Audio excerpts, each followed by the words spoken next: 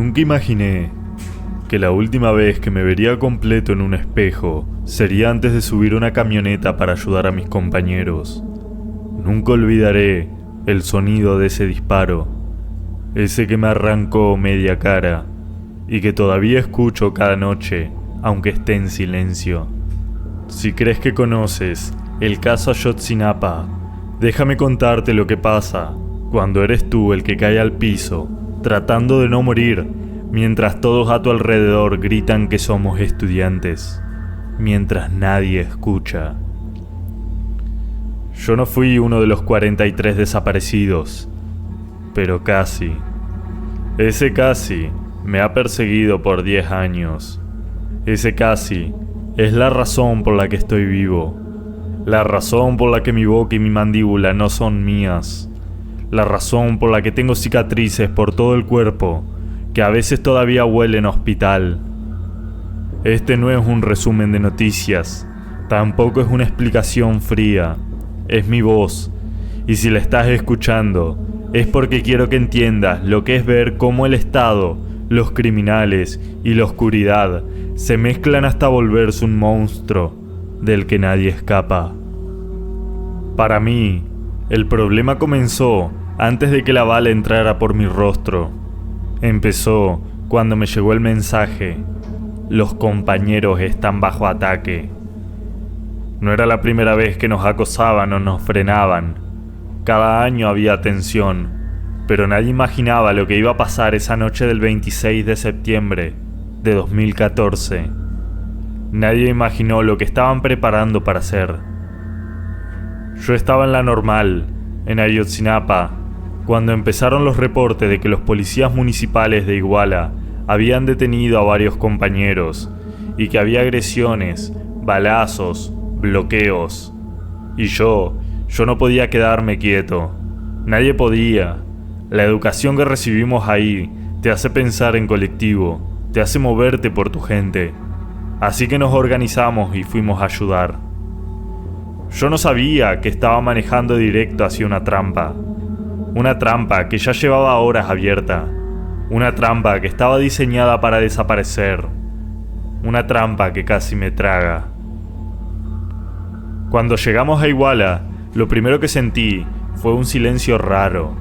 No era un silencio real, sino uno como el de la ciudad que está conteniendo la respiración. No veías a nadie caminando, no escuchabas a nadie hablando, solo algunas luces encendidas. Pero la calle estaba vacía, helada, como si todos supieran lo que estaba pasando menos nosotros. Y luego lo escuchamos, los disparos. No eran petardos, no eran balas al aire, eran ráfagas largas, pesadas, como si alguien estuviera limpiando el aire a fuerza de plomo. De inmediato nos acercamos. Sabíamos que nuestros compañeros estaban ahí.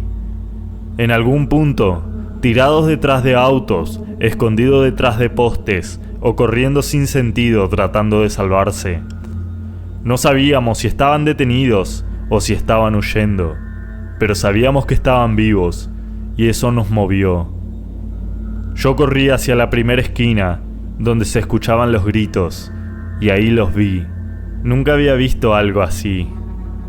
Patrullas, luces estroboscópicas, policías armados, estudiantes ensangrentados, tratando de arrastrarse fuera de la línea de fuego.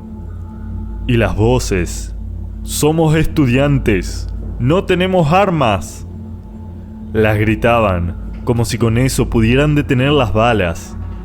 La furia de ellos, como si alguien fuera a cambiar de opinión por no escuchar que no éramos criminales. Pero no se detuvieron. En ese momento sentí algo frío en el estómago. No miedo todavía, era algo más profundo, una sensación de que algo estaba muy mal y que no había forma de salir de ahí sin que la noche se rompiera en pedazos.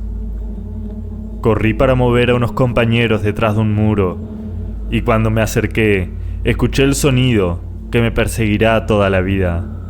Un crack seco, un golpe sordo, después nada. Lo último que recuerdo antes de caer fue una luz. Puede haber sido la luz de un faro o la luz que sale de un arma cuando se activa.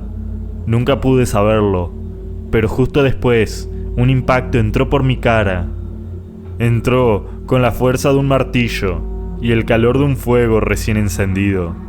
Me tiró al suelo, como si alguien hubiera apagado mi cuerpo desde adentro.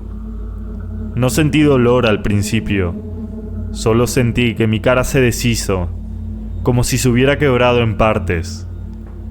Y después empecé a ahogarme, no por sangre, sino porque ya no podía respirar. No podía hablar, mi lengua no sabía dónde estaba, mis dientes ya no estaban donde debían estar. Intenté tocarme la cara y mis dedos entraron donde antes no se podía entrar. Me dieron ganas de gritar, pero no pude. No tenía cómo. Mis compañeros me levantaron como pudieron. Yo intentaba mantenerme consciente, pero el mundo se me apagaba y volvía. Se me iba y regresaba. Sabía que si me dormía, ahí quedaba. Así que abría los ojos a la fuerza, aunque lo único que veía eran luces moviéndose y sombras corriendo. Cuando por fin llegamos a la clínica Cristina, pensé que ya había pasado lo peor. Estaba sangrando demasiado. Necesitaba que alguien me atendiera. Necesitaba que alguien hiciera algo. Pero los militares ya estaban ahí. Nos bloquearon el paso, no nos dejaron entrar. Yo estaba en brazos de mis compañeros desangrándome, y aún así nos dijeron que no. ¿Sabes qué se siente cuando sabes que puedes morir y los que deberían ayudarte te cierran las puertas? Es como si el mundo te dijera a la cara: tú no vales nada. Mis compañeros gritaban que necesitaba atención urgente. Los militares solo nos observaban, como si estuvieran viendo algo que ya estaba decidido. Nos tuvieron afuera casi una hora. Una hora, para alguien con el rostro destrozado, no es una espera. Es una sentencia de muerte. Cuando finalmente me dejaron pasar, ya había perdido mucha sangre. No recuerdo si había doctores o enfermeras. Recuerdo gente moviéndose rápido, manos sosteniéndome, voces diciendo que aguantara. Yo no podía responder, solo sentía que mi cuerpo entraba en una especie de sueño extraño, como si mi alma estuviera flotando fuera del hospital, viendo cómo trataban de arreglar lo que quedaba de mí. No sabía si iba a despertar, no sabía si quería despertar. Desperté en un hospital lejos de Iguala, con tubos saliendo de mi cuello, una traqueotomía. No podía hablar, no podía comer. Mi mandíbula estaba suelta, rota en pedazos. No tenía labios suficientes para cerrar la boca. Sentí vendajes en todo el rostro, y cuando intenté moverme, un dolor que nunca voy a poder describir me clavó en la cama. La gente dice que las heridas duelen. No es cierto. Las heridas queman, laten, vibran, te agarran desde adentro y te obligan a recordar que algo en ti ya no va a ser igual. Ahí empezó mi verdadero infierno. 2 años sin comer. Los doctores me explicaron que no podría comer sólido durante mucho tiempo. Mi boca ya no podía cerrarse, no podía masticar, no podía hacer presión. Así que me alimentaban con líquidos que entraban por una sonda directo a mi cuerpo. Pasé 2 años sin probar comida de verdad, 2 años sin sentir sabores, 2 años de batidos tibios que sabían a hospital y a resignación. Eran 2 años donde cada trago se convertía en un recordatorio de que ya no era el mismo. Las cirugías fueron otra pesadilla. 8 en total. En una me pusieron hueso de mi pierna para reconstruir la mandíbula. En otra retiraron fragmentos sueltos que seguían dentro de mi rostro. En otras, intentaron reconstruir lo que podían de mi boca. Todo era doloroso, todo dejaba cicatrices nuevas, algunas externas, otras internas, esas que no se ven pero que queman cuando recuerdas. La gente no entiende lo que es perder el habla. No es solo quedarte mudo, es perder tu forma de existir. Yo intentaba decir palabras y lo único que salía era aire, a veces saliva, a veces sangre. Las cuerdas vocales no respondían, la lengua estaba rígida, mi boca no podía hacer los movimientos que antes hacía sin pensar, pero lo intenté, una sílaba a la vez, un sonido a la vez, como un niño aprendiendo a hablar, solo que con dolor. Cuando salí del hospital por primera vez, sentí las miradas. La gente se queda congelada. Algunos niños se asustan. Algunos adultos se confunden. Algunos apartan la mirada rápido, como si ignorarme fuera más fácil que aceptar lo que me pasó. Pero mis padres nunca apartaron la mirada. Ellos me sostenían. Ellos se mudaron para cuidarme. Ellos me hicieron entender que aunque mi rostro cambiara, mi vida no tenía por qué apagarse.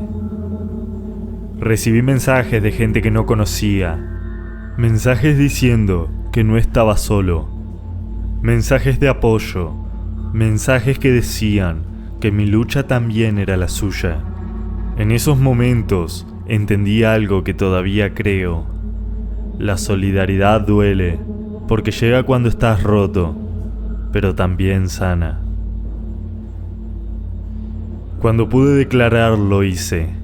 Lo hice 6 veces, con miedo, con cicatrices, con la voz incompleta, pero lo hice. Cada vez que hablaba de esa noche, era como abrir otra vez la herida. Volver a ver las luces, los disparos, las sombras moviéndose, los compañeros tirados en el piso. Volver a sentir el disparo. Volver a pensar en los 40 que aún no regresan. Y aún así, hablé. Porque alguien tenía que decirlo. Porque si nosotros callamos, entonces ellos ganan. Los que disparan, los que ordenaron, los que ocultaron evidencias, los que inventaron historias, los que permitieron que la noche se tragara a tantos. La pregunta que no se apaga es, ¿dónde están? Es una pregunta que he escuchado durante 10 años. Una pregunta que pesa en cada padre y cada madre de los 43. Una pregunta que no deja dormir. Una pregunta que no se responde sola. Una pregunta que debería ser prioridad nacional, y no lo es. Hoy soy maestro. Mis alumnos me ayudan a recordar que todavía puedo sonreír aunque mi rostro esté reconstruido. Pero cada vez que me miro al espejo, sigo viendo al muchacho que cayó en Iguala. Sigo viendo la noche, sigo viendo la bala, sigo viendo la sombra de mis compañeros desaparecidos detrás de mí. No he vuelto a ser el que era, y creo que nunca lo seré. Pero sigo aquí, hablando, contando, recordando. Porque si no lo hacemos nosotros, ¿quién va a hacerlo? Ayotzinapa no es un número, no es un hashtag, no es una frase en una manta. Es un grito que sigue esperando respuesta. Es una herida que no ha cerrado. Es una verdad que sigue escondida debajo de muchas mentiras. Y mientras esa verdad no salga, yo seguiré contando mi parte, aunque duela, aunque me tiemble la voz, aunque cada palabra me lleve de vuelta a esa noche.